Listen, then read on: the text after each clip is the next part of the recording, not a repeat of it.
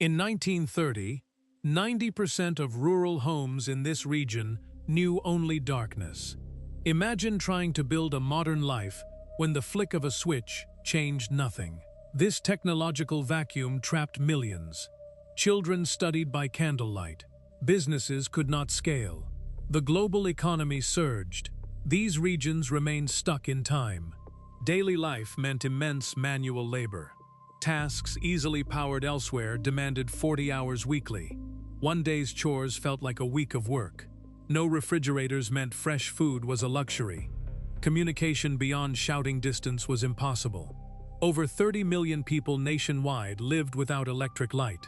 This was basic human condition. Local businesses stopped at sunset. Production was limited. Stores faced constant spoilage. What about education? It suffered immensely for 15 million children. Students struggled to read after sunset. Their future opportunities diminished. Farms relied on brutal manual labor. Milking cows, pumping water took 12 to 16 hours daily. Infant mortality was 50% higher in unelectrified areas. Poor sanitation contributed to this. Basic medical equipment was absent. Household chores consumed countless hours. Washing clothes alone took 4 hours weekly. Women spent 60% of their day on domestic tasks. Communication was primitive. News traveled by word of mouth. Mail delivery took 3 to 5 days. Communities became isolated. This systemic power lack created an economic chasm. Urban centers saw 80% electrification.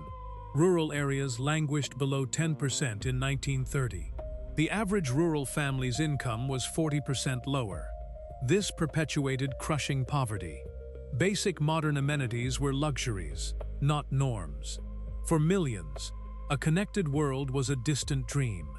This isolation defined an entire generation. What kind of progress can truly happen in the dark? This infographic shows us that in 1934, facing a crisis of rural underdevelopment, a monumental decision was made. The project's initial estimate, $25 million. This sum, equivalent to $500 million today, aimed to electrify 1,000 miles of remote regions. Rural hardship was immense. Over 90% of homes lacked electricity. Manual labor dominated daily life. Education lagged. Economic growth stalled. This was a challenging landscape. What could possibly bridge such a vast divide? President Franklin D. Roosevelt championed a bold solution. On May 11, 1935, he signed Executive Order 737. This act created the Rural Electrification Administration, the REA. Its vision was clear: extend electricity to every unserved farm and home. This was a radical vision for its time. Imagine signing off on a project like this during the Great Depression. The audacious plan targeted over 1,000 miles of new power lines. These lines would connect isolated communities across 5 sprawling states. The cost was substantial. This $25 million federal investment was a huge wager. The REA offered a revolutionary approach. They provided loans at 2.77% interest over 20 years. This was unheard of from commercial lenders. It empowered local communities to self-fund their networks.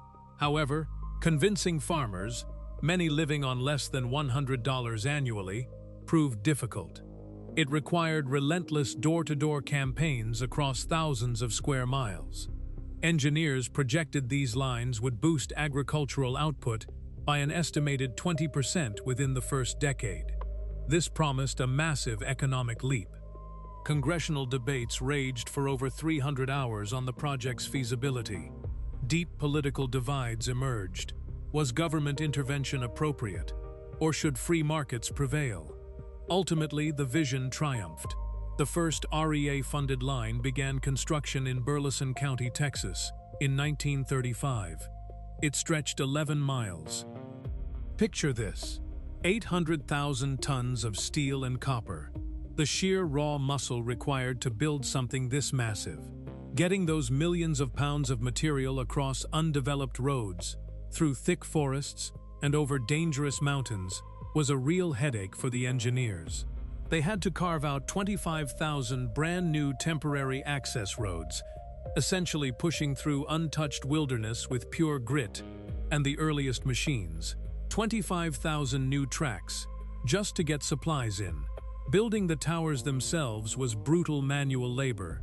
Crews dug over 100,000 post holes by hand, each one a monument to sheer effort, before they even started erecting the 80-foot steel structures. What were conditions like for those workers? They faced everything from blizzards in winter to sweltering 100-degree summers. The temperature swung from a brutal 30 degrees Celsius to an unforgiving 45 degrees. Many worked 12 hours a day, far from home. It was incredibly dangerous.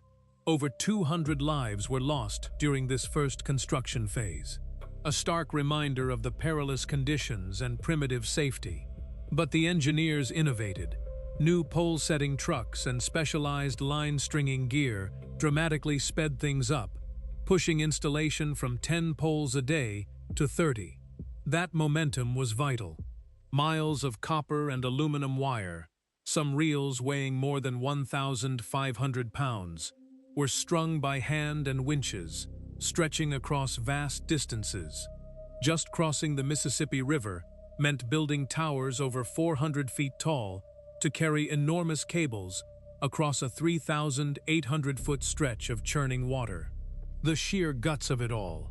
Teams battled extreme weather and terrain, logging over 1.5 million man-hours to link isolated communities.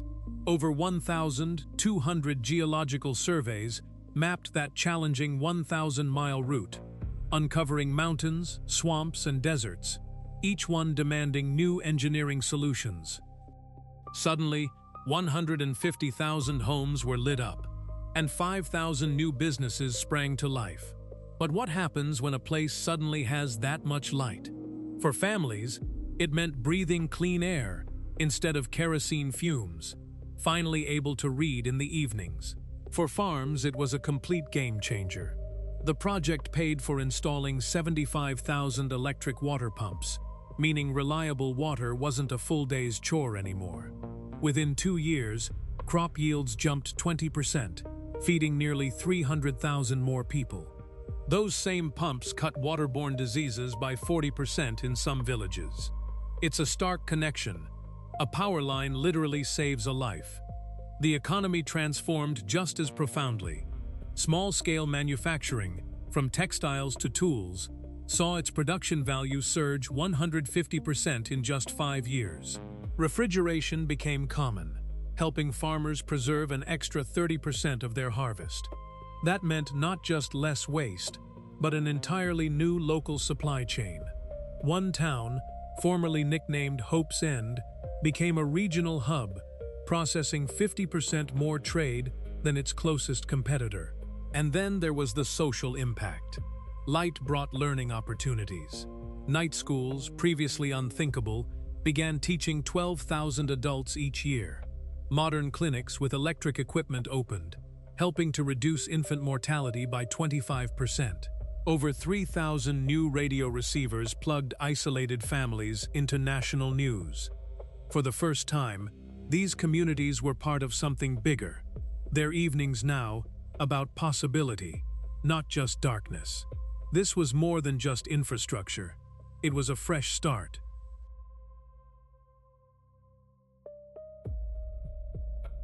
Did you know that within just 2 decades, the region's per capita income surged 30% faster than the national average? This wasn't a fleeting success, but the inception of a profound, enduring transformation. New manufacturing plants opened rapidly, creating 5,000 vital new jobs in industries like textiles and food processing, driving local economies forward. Population growth in these newly connected areas accelerated dramatically, drawing 200,000 new residents seeking opportunity over just 15 years. That's like adding a small city of new people in less than 2 decades. Access to modern healthcare expanded dramatically. Infant mortality rates fell by 25% compared to pre-electrification figures. The power lines established a self-sustaining economic ecosystem, attracting an astounding $1.2 billion in private sector investment within 30 years. And what was the ripple effect? This success served as a national model, inspiring 15 similar rural electrification projects across the USA by 1960. Agricultural output soared by 40% due to irrigation pumps and processing facilities, feeding a growing national demand. Previously isolated hamlets like Willow Creek transformed into bustling towns, seeing their populations swell by over 1,000 residents each. Literacy rates jumped by 18%, as schools could now operate longer with electric lighting and crucial new educational resources. How did it pay for itself? The project repaid its initial $25 million investment within just 18 years through increased tax revenues. Not bad for a public works project. Rural brain drain reversed significantly. 60% of young people chose to stay in their electrified hometowns, building new lives. Community centers and social infrastructure blossomed, hosting over 200 annual public events, strengthening local bonds. This impact didn't go unnoticed.